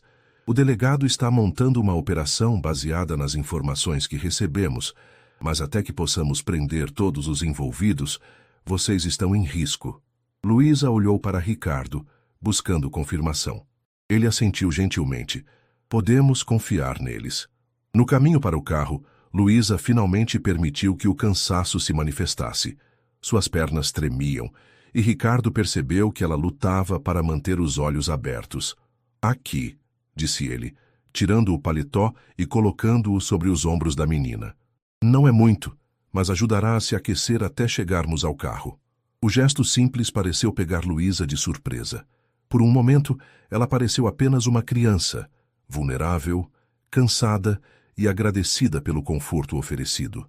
Mas logo a expressão alerta e determinada retornou, como se lembrasse a si mesma que não podia se dar ao luxo de baixar a guarda. Para onde vamos? Perguntou ela quando entraram no carro policial. Para um hotel em São Bernardo do Campo, respondeu o tenente Nascimento. Local neutro, reservado sob nomes falsos. Vocês ficarão lá até que a operação seja concluída. Durante o trajeto, Ricardo observava Luísa pelo canto do olho. Apesar de seu esforço para permanecer alerta, o cansaço venceu, e ela adormeceu com a cabeça apoiada no banco, ainda envolta em seu paletó, que mais parecia um cobertor em seu pequeno corpo. Foi nesse momento, observando o rosto adormecido daquela criança extraordinária, que Ricardo tomou uma decisão que mudaria não apenas a vida dele e de Luísa, mas potencialmente a de milhares de outras crianças em situação semelhante. Uma ideia que havia começado a se formar desde o primeiro encontro, mas que agora cristalizava-se com clareza absoluta. Se sobrevivessem aos próximos dias, se conseguissem desmantelar o esquema de Tadeu e Carlos, Ricardo usaria seus recursos e influência para criar algo novo. Um projeto que pudesse oferecer a crianças como Luísa não apenas abrigo ou comida, mas oportunidades reais de desenvolvimento e reconhecimento de seus talentos únicos. Porque se uma única menina de 12 anos vivendo nas ruas podia demonstrar tal coragem, inteligência e integridade, quantas outras Luísas existiriam por aí, esperando apenas uma chance de mostrar seu valor? Com essa reflexão, Ricardo também adormeceu, exausto pelos eventos do dia, mas com uma nova chama de propósito ardendo em seu peito. Uma chama acesa por uma pequena heroína que havia mergulhado 2 vezes em águas perigosas para salvá-lo. O Hotel Transcontinental em São Bernardo do Campo não era luxuoso, mas oferecia discrição, exatamente o que Ricardo e Luísa precisavam naquele momento. Ocupando quartos conectados por uma porta interna, eles haviam passado a manhã planejando meticulosamente os próximos passos. A reunião com Tadeu e Carlos estava marcada para as 15 horas na sede da Mendes Incorporações.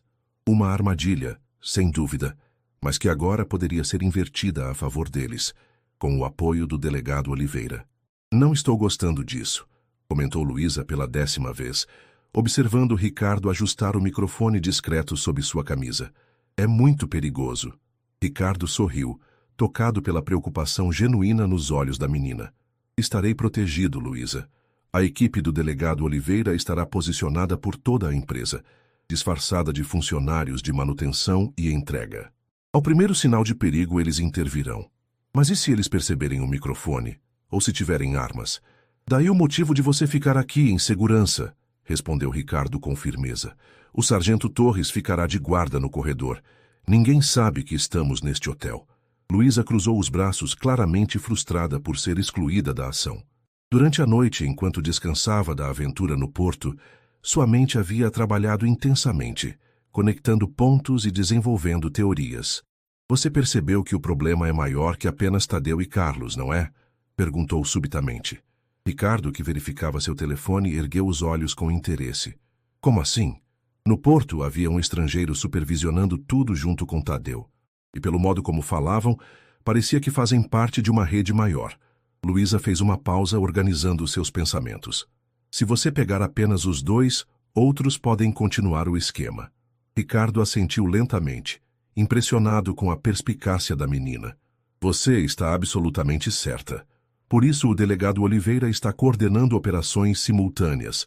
Enquanto eu encontro Tadeu e Carlos, outra equipe estará no porto, e uma terceira nos endereços que identificamos como possíveis centros de distribuição. Isso pareceu acalmar um pouco a preocupação de Luísa, mas não completamente. Havia algo em seus olhos, uma intuição, talvez, que mantinha sua apreensão. Só prometa que vai tomar cuidado, pediu ela finalmente, sua voz traindo uma vulnerabilidade raramente demonstrada. Prometo, respondeu Ricardo com seriedade. E quando tudo isso acabar, temos muito o que conversar sobre o futuro. Luísa inclinou a cabeça, curiosa, mas Ricardo apenas sorriu enigmaticamente antes de checar o relógio. Preciso ir agora. Sargento Torres tem meu número e o do delegado Oliveira. Qualquer problema, contacte um de nós imediatamente.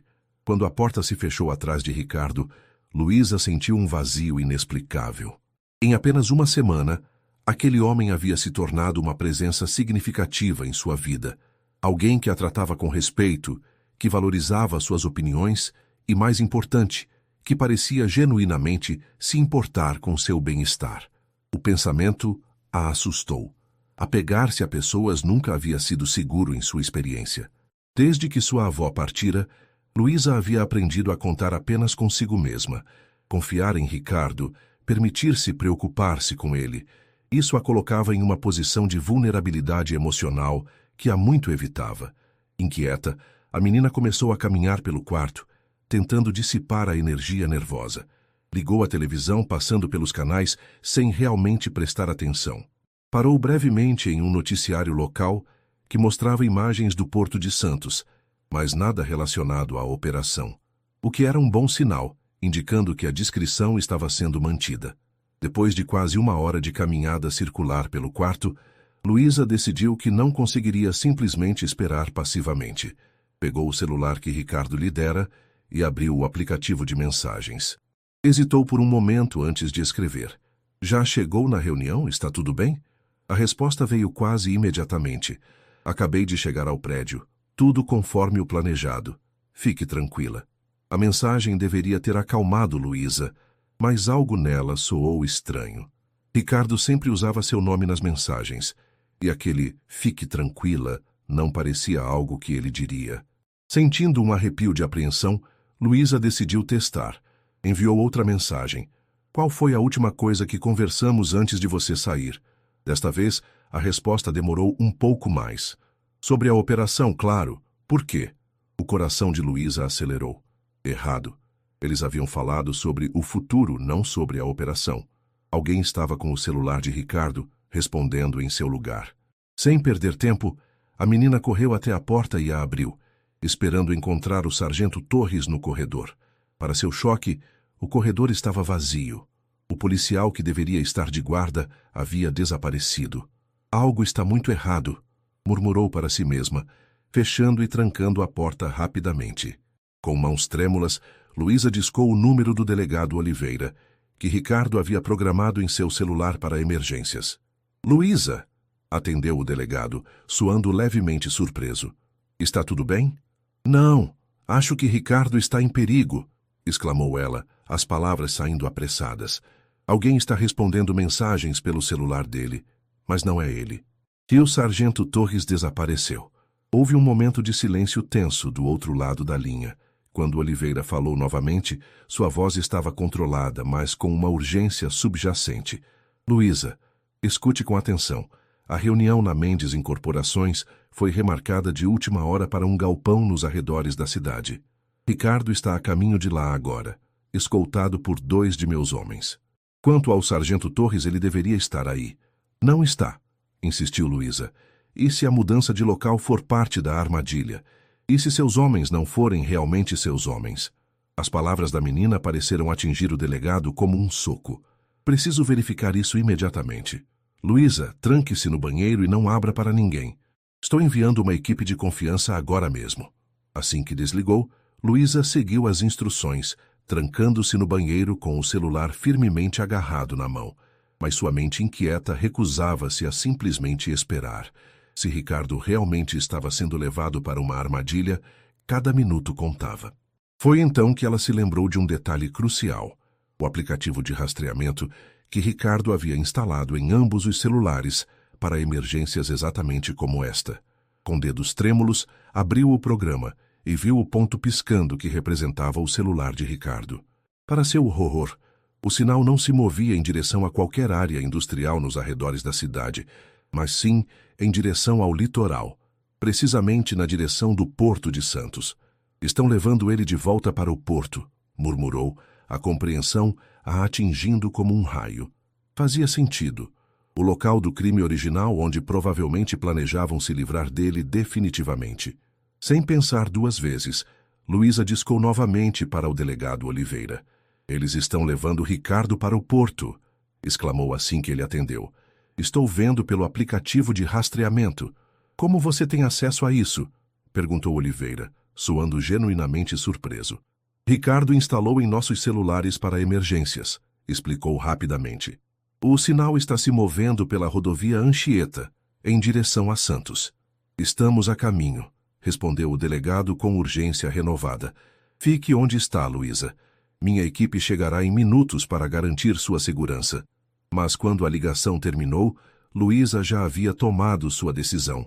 Não ficaria trancada em um banheiro enquanto Ricardo estava em perigo. Perigo que ela poderia ter evitado se tivesse confiado em sua intuição desde o início. Saindo cautelosamente do banheiro, verificou que o quarto continuava vazio. Pegou a mochila que Ricardo havia comprado para ela, colocou algumas roupas básicas, o carregador do celular e o pouco dinheiro que tinha. Então esgueirou-se para o corredor. O hotel era modesto, com apenas 4 andares e uma escada de serviço ao final do corredor.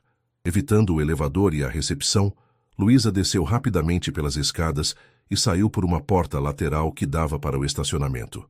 O trajeto até o Porto de Santos seria longo, mais de 40 quilômetros, mas Luísa tinha uma vantagem. Conhecia o transporte público como poucos. Em minutos, estava em um ponto de ônibus, estudando as linhas que poderiam levá-la mais rapidamente ao litoral. Enquanto isso, a quilômetros dali, Ricardo Mendes despertava lentamente, sua cabeça latejando. A última coisa de que se lembrava era de entrar no carro com os supostos policiais enviados pelo delegado Oliveira. Depois disso, apenas fragmentos confusos, um pano sobre seu rosto, o cheiro forte de algum produto químico e então, escuridão. Agora, tentava organizar seus pensamentos através da névoa que ainda envolvia sua mente. Estava sentado em uma cadeira, seus pulsos e tornozelos amarrados firmemente. O local era escuro e úmido, com o cheiro característico de água salgada e óleo de motor. Um depósito portuário, provavelmente. Finalmente acordou. Veio uma voz familiar à sua frente. Pensei que tínhamos exagerado na dose. Piscando para ajustar a visão à pouca luz, Ricardo distinguiu a figura de Tadeu Almeida, sentado casualmente em uma caixa de madeira. Ao seu lado, Carlos Ferreira andava em círculos nervosamente. Vocês sabem que estão cavando suas próprias sepulturas, não é? Perguntou Ricardo, sua voz rouca pela garganta seca. Tadeu riu, um som frio e calculista. Sempre o moralista, Ricardo. Talvez seja por isso que nunca percebeu o que acontecia bem debaixo do seu nariz durante anos. Anos? Repetiu Ricardo, genuinamente surpreso. 4 anos para ser exato, confirmou Tadeu com um sorriso presunçoso. A operação começou pequena. Algumas peças de arte contemporânea subdeclaradas para evitar impostos. Depois descobrimos que o mercado de antiguidades e artefatos arqueológicos era muito mais lucrativo. Carlos, que até então permanecera em silêncio, aproximou-se. Você nunca deveria ter começado a investigar os relatórios financeiros, Ricardo. Estávamos todos ganhando muito bem. A empresa prosperava, os acionistas recebiam seus dividendos. Quem se importava com alguns milhões desviados? Eu me importo, respondeu Ricardo firmemente. E o delegado Oliveira também. Ele já sabe sobre tudo.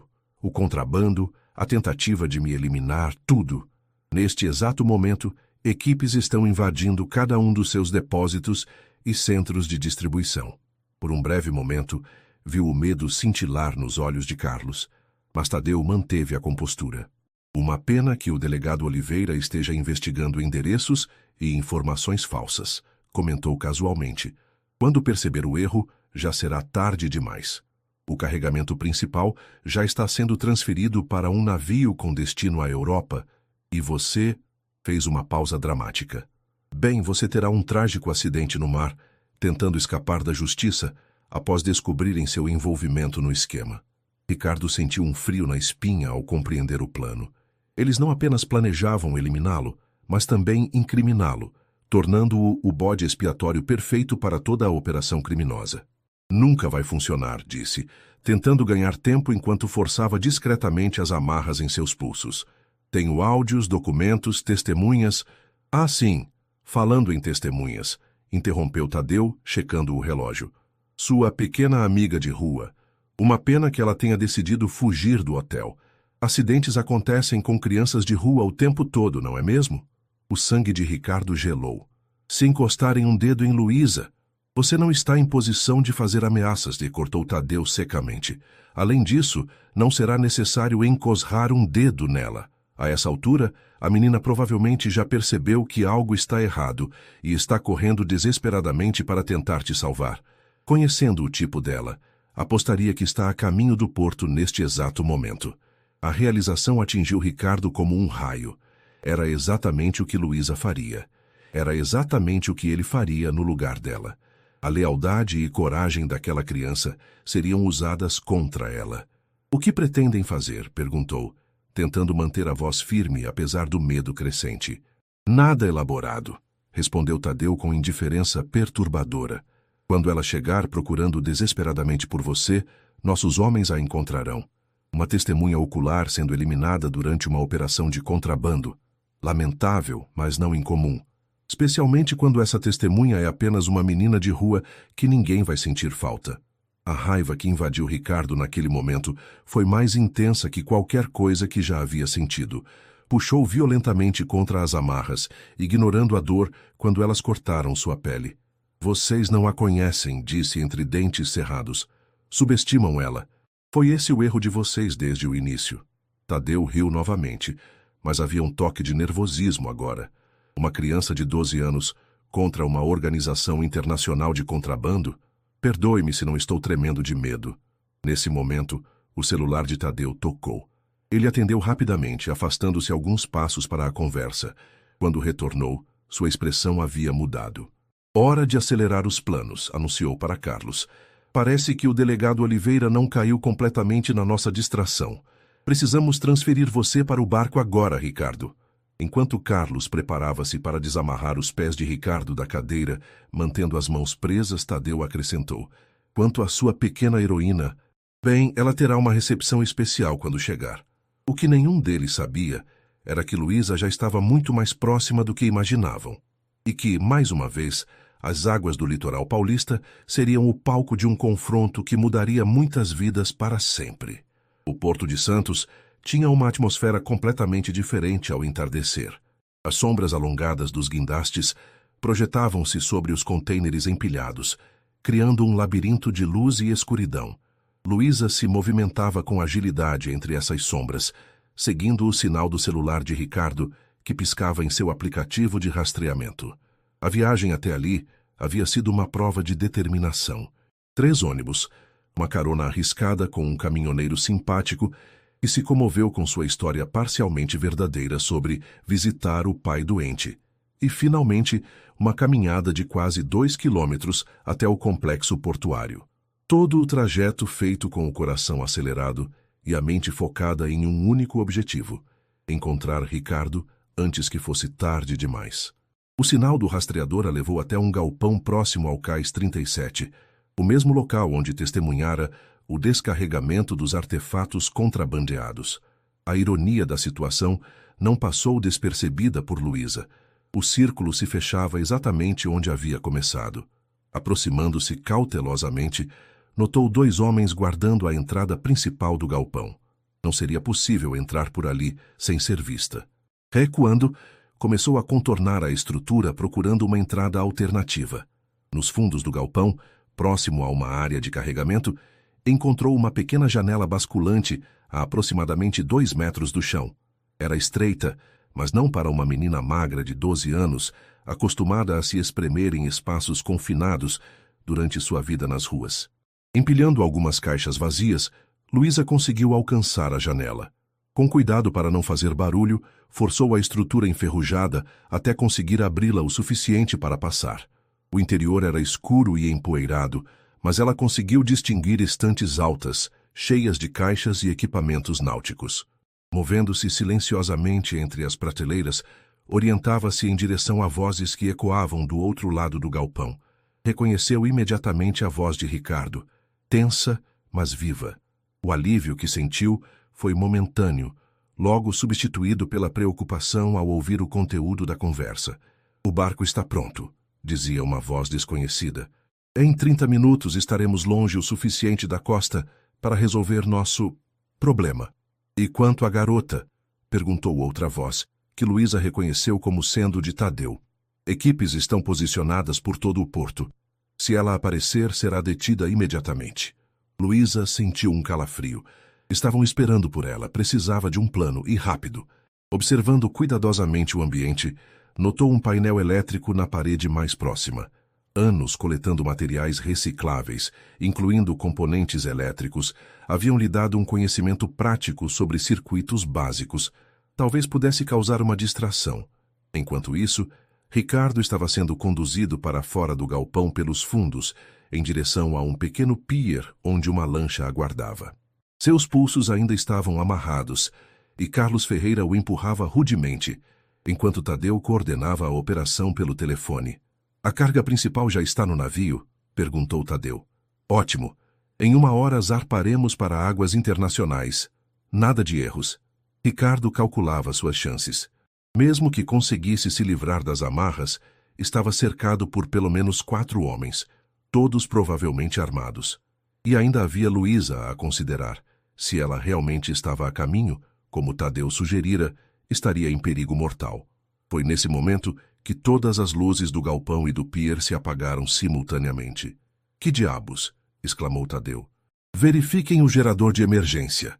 Na confusão que se seguiu, com homens correndo em diferentes direções e lanternas sendo acesas, ninguém notou a pequena figura que se movia rapidamente entre as sombras, aproximando-se de Ricardo.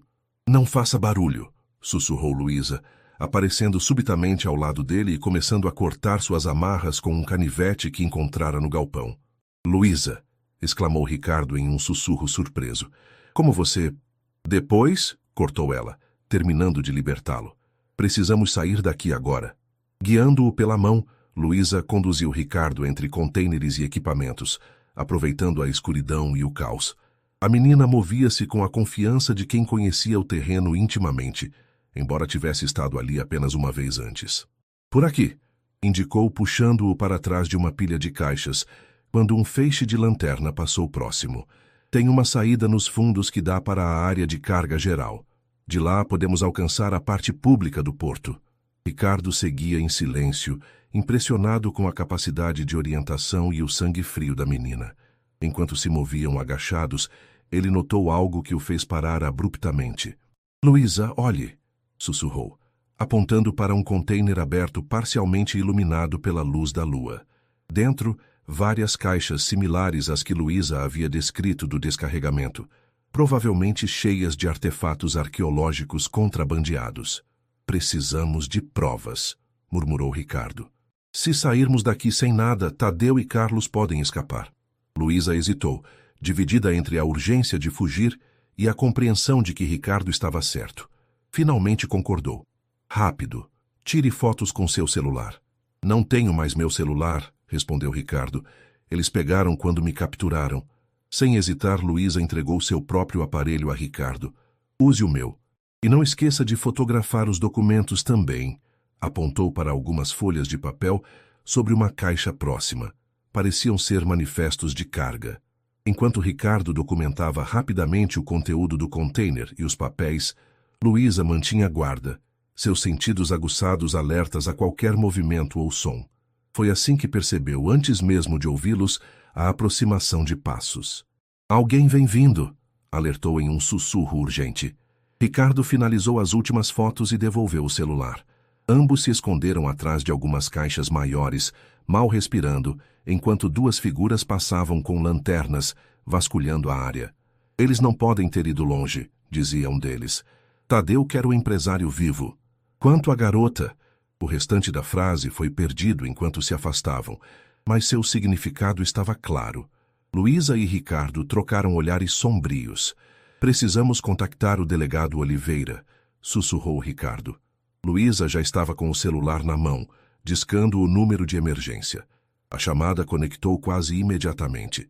"Delegado", falou ela em voz baixa e urgente. "Encontrei Ricardo. Estamos no porto, galpão próximo ao cais 37. Temos provas dos artefatos contrabandeados, mas estão nos procurando." "Estamos a caminho", respondeu Oliveira, sua voz transmitindo alívio e preocupação simultaneamente. "Equipes convergindo para sua localização em menos de 10 minutos. Conseguem se manter escondidos até lá?" "Vamos tentar", respondeu Luísa, desligando em seguida para não atrair atenção com a luz do aparelho. Os próximos minutos foram os mais longos na vida de ambos. Movendo-se silenciosamente de esconderijo em esconderijo, aproximavam-se gradualmente da saída que Luísa havia identificado. A escuridão era tanto aliada quanto inimiga. Ocultava-os, mas também dificultava a orientação e aumentava o risco de tropeçarem em algo. Estavam a apenas alguns metros da saída quando luzes potentes inundaram subitamente a área. Geradores de emergência haviam sido ativados, eliminando a vantagem da escuridão. "Ali estão eles!" gritou uma voz, e o som de passos acelerados ecoou pelo galpão. "Corra!" exclamou Ricardo, empurrando Luísa em direção à saída. A menina hesitou por um segundo, relutante em deixá-lo para trás, mas o olhar determinado de Ricardo não deixava espaço para argumentos. Com o coração apertado, Luísa correu em direção à porta, virando-se apenas para ver Ricardo, confrontando Tadeu e 2 seguranças, ganhando tempo para sua fuga. Mas Luísa não era o tipo de pessoa que abandonava seus parceiros. Ao alcançar a porta, em vez de continuar correndo para a segurança, fez algo inesperado. Pegou seu celular e começou a filmar toda a cena, escondida parcialmente atrás de algumas caixas. "Acabou, Tadeu", dizia Ricardo, mantendo-se firme apesar de estar claramente em desvantagem. "A polícia está a caminho, e temos todas as provas de que precisamos.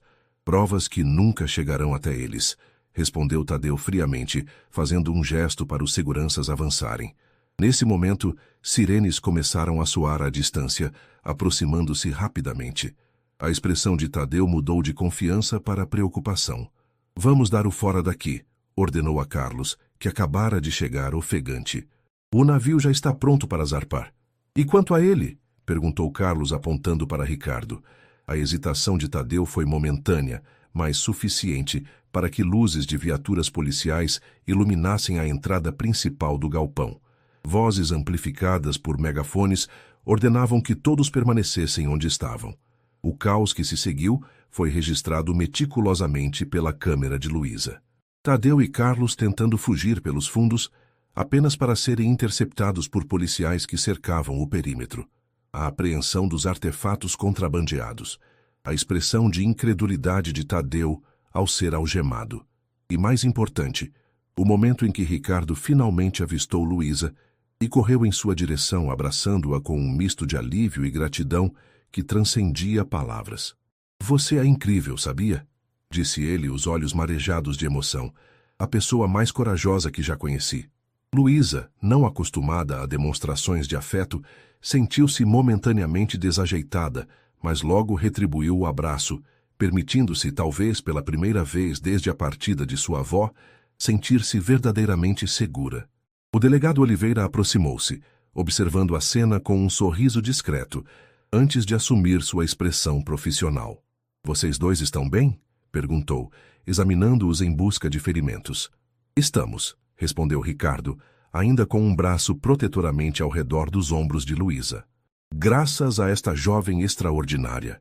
As provas que conseguimos serão suficientes?", perguntou Luísa, sempre prática. Oliveira assentiu, impressionado com a maturidade da pergunta. "Mais que suficientes. O vídeo que você fez, as fotos dos artefatos, os documentos. Tadeu, Carlos e toda a rede não escaparão desta vez." Enquanto a operação policial continuava ao seu redor, com oficiais catalogando evidências e escoltando detidos, Ricardo e Luísa sentaram-se em um banco do lado de fora do galpão, observando o céu noturno que começava a clarear com os primeiros sinais do amanhecer. "E agora?", perguntou Luísa finalmente, a pergunta pairando entre eles carregada de significados não ditos.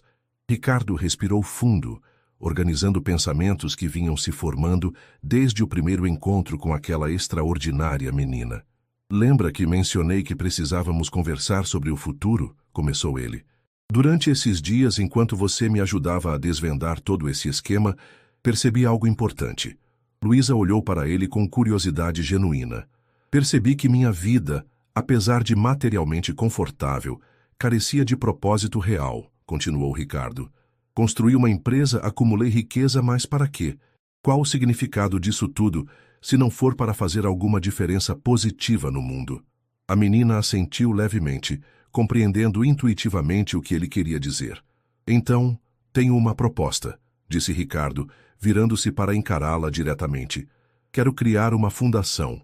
Um projeto que ofereça a crianças em situação de rua não apenas abrigo ou alimentos, mas reconhecimento de seus talentos, de suas habilidades únicas. Um lugar onde possam receber educação personalizada, orientação emocional e principalmente a chance de transformar suas habilidades de sobrevivência em ferramentas de impacto social. Os olhos de Luísa se arregalaram levemente, a ideia ressoando profundamente com experiências e sonhos que mal ousava admitir para si mesma. E gostaria que você fosse não apenas a primeira beneficiária, mas uma co-criadora deste projeto, completou Ricardo. Ninguém entende melhor as necessidades e potencialidades dessas crianças do que você, Luísa. Eu? A surpresa em sua voz era genuína, mas sou apenas uma menina. Uma menina que salvou minha vida 2 vezes, corrigiu Ricardo gentilmente. Uma menina com mais coragem, inteligência e integridade que a maioria dos adultos que conheço. Quem melhor para ajudar a moldar algo que pode mudar milhares de vidas? Luísa ficou em silêncio por alguns momentos, absorvendo a magnitude da proposta. Finalmente, com voz baixa, mas firme, perguntou: "E onde eu moraria?" "Ainda sob a ponte." A pergunta, tão direta e prática, tão característica de Luísa, fez Ricardo sorrir. "Isso depende de você", respondeu honestamente. "Legalmente, precisaríamos regularizar sua situação. Poderia viver em uma das casas de apoio do projeto, com outras crianças e educadores qualificados." S hesitou brevemente. "Se preferir, tenho um apartamento grande demais para uma pessoa só, com um quarto extra que ficaria perfeito para uma cofundadora adolescente." A implicação da oferta não passou despercebida por Luísa. Ricardo não estava apenas propondo um projeto social. Estava oferecendo um lar, uma família. "Precisaria ir à escola?" perguntou, embora ambos soubessem que a pergunta era apenas uma forma de processar emoções complexas demais para serem expressas diretamente. "Claro", confirmou Ricardo. "Educação é não negociável, mas poderia ser em uma escola que realmente valorizasse seu potencial único." Um pequeno sorriso começou a se formar nos lábios de Luísa. "E poderia continuar coletando materiais recicláveis?" Ricardo riu suavemente. "Se quiser, sim, embora suspeite que logo estará ocupada demais ajudando a projetar programas educacionais e identificando outras crianças para o projeto." O sol finalmente emergia no horizonte, banhando o porto com uma luz dourada que parecia simbolicamente apropriada para o momento. Delegado Oliveira aproximou-se novamente, informando que um carro os aguardava, para levá-los a um local seguro, onde poderiam descansar antes de prestar depoimentos formais. Enquanto caminhavam lado a lado em direção ao veículo, Luísa tomou uma decisão. Estendendo a mão como fizera dias antes na praça, quando selaram sua parceria inicial, disse: "Parceiros, então? Não apenas para resolver crimes, mas para mudar vidas?" Ricardo sorriu, apertando a pequena mão com respeito e carinho. Parceiros. 1 ano depois, a Fundação Novos Horizontes já não era apenas uma ideia, mas uma realidade vibrante que transformava vidas diariamente. Ocupando um complexo restaurado no bairro do Bom Retiro, em São Paulo, a instituição havia se tornado um modelo de inovação social, atraindo atenção nacional e internacional. Em seu centro estava Luísa, agora com 13 anos, oficialmente sob a guarda legal de Ricardo Mendes. A menina que um dia sobrevivera sozinha nas ruas, agora liderava um programa de mentoria, onde crianças mais velhas auxiliavam as recém-chegadas, criando uma rede de apoio baseada em experiências compartilhadas. O modelo da fundação era revolucionário. Em vez de tratar crianças em situação de vulnerabilidade como problemas a serem resolvidos, reconhecia-as como indivíduos com habilidades únicas e valiosas. A criatividade e resiliência desenvolvidas nas ruas eram canalizadas para projetos construtivos, desde iniciativas de sustentabilidade até programas de arte e tecnologia. Ricardo havia redirecionado grande parte de sua fortuna e tempo para o projeto, encontrando no processo uma satisfação que nenhum sucesso empresarial jamais proporcionara. A Mendes Incorporações continuava operando, agora com práticas rigorosamente éticas e parte dos lucros diretamente destinada a financiar a fundação. Quanto a Tadeu, Carlos e seus cúmplices cumpriam penas em presídios de segurança máxima, enquanto os valiosos artefatos contrabandeados haviam sido devolvidos aos museus e sítios arqueológicos de origem. uma vitória para o patrimônio cultural que se tornara um caso emblemático na luta contra o tráfico internacional de bens culturais. Naquela tarde de setembro, sentados no jardim da fundação enquanto observavam crianças participando de uma oficina de robótica, Luísa e Ricardo refletiam sobre a jornada que os havia trazido até ali. "Você acha que minha avó estaria orgulhosa?" perguntou Luísa, uma rara demonstração de vulnerabilidade que ainda ocasionalmente surgia. Ricardo olhou para a menina, que havia transformado sua vida tanto quanto ele transformara a dela. "Tenho certeza absoluta que sim, Luísa. Você honra tudo o que ela lhe ensinou todos os dias." Um sorriso iluminou o rosto da jovem. Não era mais o sorriso cauteloso da menina das ruas, mas o sorriso confiante de alguém que havia encontrado seu lugar no mundo e seu propósito na vida. "Sabe o que a vovó sempre dizia?" comentou Luísa, observando uma menina recém-chegada à fundação começar timidamente a interagir com outras crianças. "Que às vezes precisamos mergulhar em águas profundas para encontrar os tesouros mais valiosos." Ricardo assentiu, compreendendo a profunda sabedoria daquelas palavras. Ambos haviam mergulhado, ele literalmente no rio Pinheiros, ela metaforicamente ao arriscar confiar em alguém novamente. E através desses mergulhos, haviam descoberto tesouros muito mais valiosos que quaisquer artefatos contrabandeados. Propósito, conexão humana e a chance de criar ondas de transformação que se estenderiam muito além de suas próprias vidas. O que começara como um ato impulsivo de coragem à beira de um rio poluído havia se transformado em uma corrente poderosa de mudança, provando que, às vezes, as marés mais transformadoras começam com o simples gesto de estender a mão para salvar alguém que está se afogando.